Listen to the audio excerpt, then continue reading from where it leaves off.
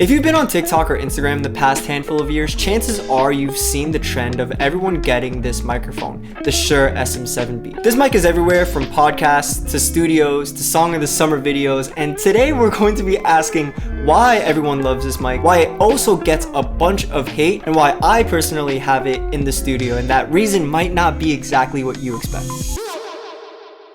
Hey, I'm Baby Boy Blue, and honestly, I love this microphone in the studio, but before we even get into that, let's do a TLDR history on the SM7B. The original SM7 was made in 1973 and was intentionally made for broadcasting and of course the studio. When it started to make its rounds in the studio, it kind of cemented itself in its legacy when Michael Jackson used it on the record Thriller. But honestly, anybody that knows anything about the SM7B already knows that story, and this isn't really a history channel. This mic is not the SM7. This is the SM7B that we all know and love, and it's basically just the second revision of the SM7. Of course, there are sonic differences between these two microphones, and I'll link some comparison videos in the description. I think that the history of this microphone, alongside the fact that on social media, you do see everyone using it in podcasts or these Song of the Summer videos that go viral, as the reason why they believe that they should pick up this microphone. And I won't lie that most of these people who probably end up getting this microphone, especially for their first microphone, kind of just have a baseline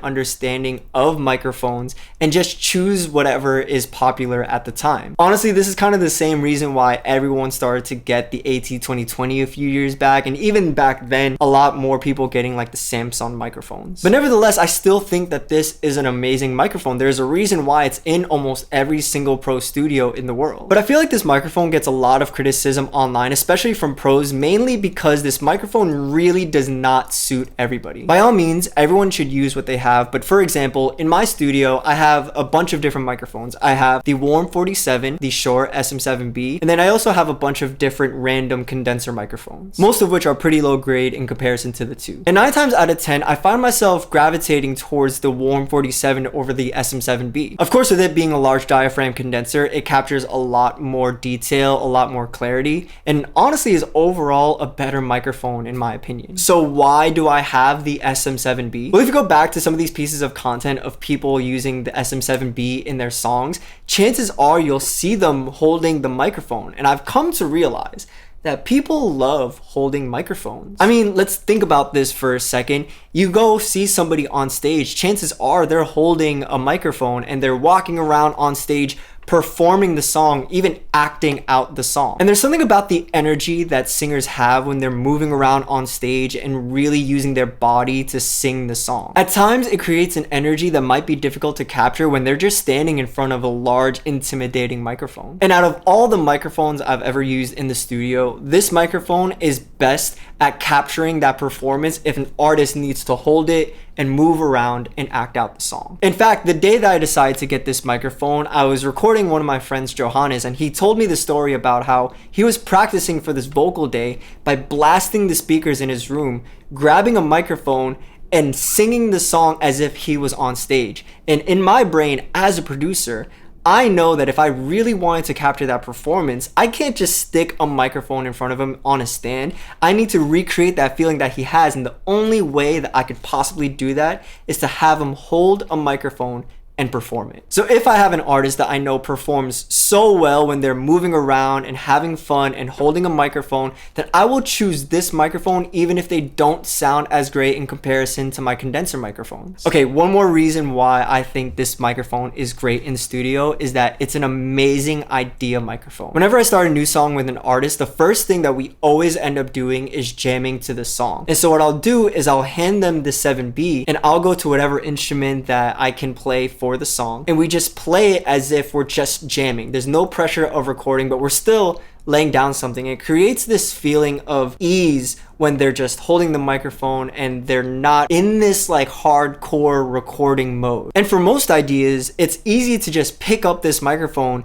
and lay something down really quick. And even though it may not be the highest quality, it's so easy to mod anything done on this microphone. So now you might be asking yourself, why not choose any other dynamic microphone? Like, why not choose a microphone that's cheaper like the SM57? Well, over my 11 7 years of being a music producer, I've actually used the SM57 and a beater microphone as the substitution for the SM7B. And there are some immediate drawbacks as to why those are just sitting in the closet and why this is being used almost every single session. The first reason goes back to the whole idea of moving again, because when you move around with the SM7B or when they're just acting out with the SM7B, you can't really hear all of the little nuances that you would hear on other dynamic microphones. Okay, so right now you hear me talking through the SM7B. Now, what's a usual scenario when I'm in the studio with these artists that like to move and stuff is that, you know, they'll be singing like this and they'll be going like that, and you see this cable just rolling around and stuff. You don't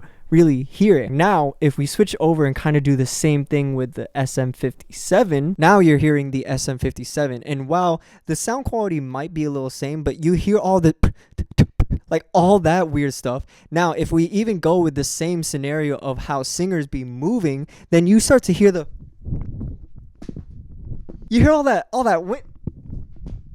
Now, that's an extreme, but I can still imagine that if a singer is even moving slightly, not even just to mention that the fact that this capsule kind of does one of that, and chances are they're using it like that, like you're gonna hear that. There's a lot more factors of air when you're using the 57. Now, if anybody else wants to give me even more shit for choosing a microphone as sensitive like the 57, this is a PGA 57, and I was actually using this mic as the SM7B substitute when I didn't have this microphone. And even here, you can hear all the little wind stuff that you get when you don't have something like the windscreen. Like you hear you hear this, I'm just twisting the microphone. And I don't know about you, I don't really want that inside of my recording. Some people might think it's cool, but just not for me. Another issue comes with plosive. Now, I'll be honest, the SM7B stock windshield kind of sucks at preventing plosives, but if I do have an artist where they have strong P's and stuff, then I'll choose the thicker windshield, and this almost solves it immediately. And of course, with other microphones like the 57, there's just not that many options to do it unless you're doing it with a pop filter, which in that case kind of defeats the whole purpose of holding it, because then you'd have to hold the pop filter. You know what I mean? It's just not the same as just having these options. And lastly, of course, the sound quality. Like, I know I said that the microphone isn't for everybody, but the sound of something like the SM57 in comparison to 7B is kind of night and day. I wouldn't really dare to choose the 57 unless the song really fit that aesthetic. This I've used on pop productions, and I've used it on rap productions. I've used it on a bunch of different things where I feel like something like the 57 or other dynamic microphones give you a very specific sound for a very specific aesthetic. But yeah, that's my defense of the SM7B. How do you feel about this microphone? Do you actually hate it? Do you love it? Is it a workhorse in your studio? Do you want to pick one up? Because honestly, I waited a very long time to pick mine up, and I will never look back. I'll never regret this purchase. Let me know in the comments down below, especially if you disagree with anything I said in today's video. As always, be sure to like, comment, subscribe, and if you want, you can follow me over on Instagram too. I post a lot more content like this, but in short form video. It's a better, more consistent way to keep up with what's happening in the studio and get more information like you got today. So as always, I love you, and I'll see you again next time. Okay, so I just finished filming the video and shooting the thumbnail. Right as I set the microphone down, the XLR cable, it was my fault. The XLR cable, I pressed it and the microphone fell down to the ground. I must have forgot to talk about durability.